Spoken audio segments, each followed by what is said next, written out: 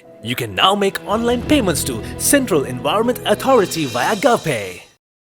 IMF-இன் நிபந்தனைகளுக்கு அமைவாக இந்த செய்யப்பட்ட இந்த வரவு செலவு திட்டமானது அரச செலவினங்கள், நிதிசார் கட்டுப்பாடுகள், முதலீடுகள், வேலைவாய்ப்புகள் போன்றவற்றை மையப்படுத்தி செய்யப்பட்ட ஒரு வரவு செலவு திட்டமாக நாங்கள் இதனை பார்க்கின்றோம். ஒருங்கிணைக்கப்பட்ட நீர்ப்பாசன அபிவிருத்தி திட்டங்களை மேற்கொள்ள வேண்டியிருக்கின்றது. ஏனென்றால் அம்பாறை மாவட்டம் நெல் உற்பத்தியிலே 20% நெல் உற்பத்தியை இந்த நாட்டிலிருந்து பெறுகின்ற ஒரு விவசாயத்துக்குரிய ஒரு பிரதேசமாக அம்பாறை மாவட்டம் காணப்படுகின்றது. அதாவது நெல் உற்பத்தியிலே 20% காணப்படுகின்றது.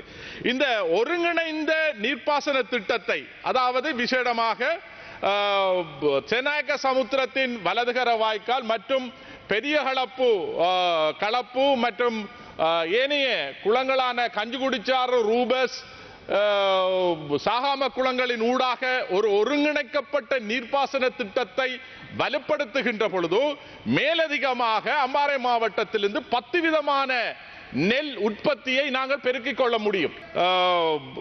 சைனா கவர்மெண்ட், சைனா டெலிகேஷன் அவர்களின் தூதுக்குழுவானது இந்த பாராளுமன்றத்துக்கு வந்திருந்த பொழுது, பாராளுமன்ற குழு கூட்டத்திலே அவர்கள் வந்திருந்த பொழுது சைனா கவர்மெண்ட் இதற்கான நிதியை, இதற்கான பூர்வாங்க நடவடிக்கைகளை செய்வதாக அவர்கள் அதிலே கூறியிருந்தார்கள்.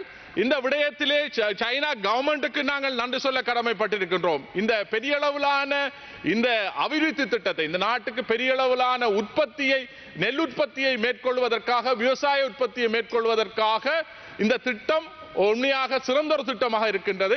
ஏனென்றால் ஒரு நாடு வளர்ச்சி அடைய வேண்டும் என்றால் நாட்டின் மொத்த உள்நாட்டு உற்பத்தி ஒரு நிலையான அபிவிருத்தி நடைபெற வேண்டும் என்றால் அந்த நாட்டுக்கு புதிய புதிய கண்டுபிடிப்புகள் கண்டுபிடிக்கப்பட வேண்டும்.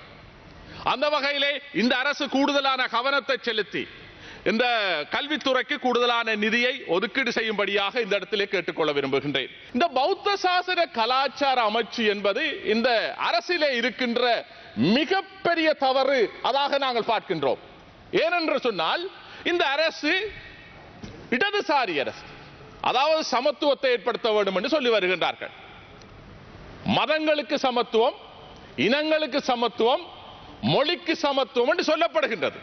ஆனால் இங்கே குறிப்பாக பௌத்த சாசன அமைச்சு, ஏனைய இந்து கலாச்சார அமைச்சோ அல்லது முஸ்லிம் விவகாரங்களுக்கான அமைச்சோ அல்லது கிறிஸ்தவ விவகாரங்களுக்கு அமைச்சோ அதிலே உள்வாங்கப்படவில்லை. ஆகவே இதிலிருந்து இந்த அரசு ஒருதலை பட்சமாக செயற்படுவது உண்மையாக கண்டிக்கப்பட வேண்டிய ஒன்றாக இருக்கின்றது. ஏன் இந்த பௌத்த சாசன அமைச்சிடம் எதிர்க்கட்சி தலைவர் கூட நேற்று கேள்வி கேட்கின்றார், பௌத்த சாசன அமைச்சுக்கு என்ன நீங்கள் முன்னுரிமை கொடுத்தீர்கள் என்று.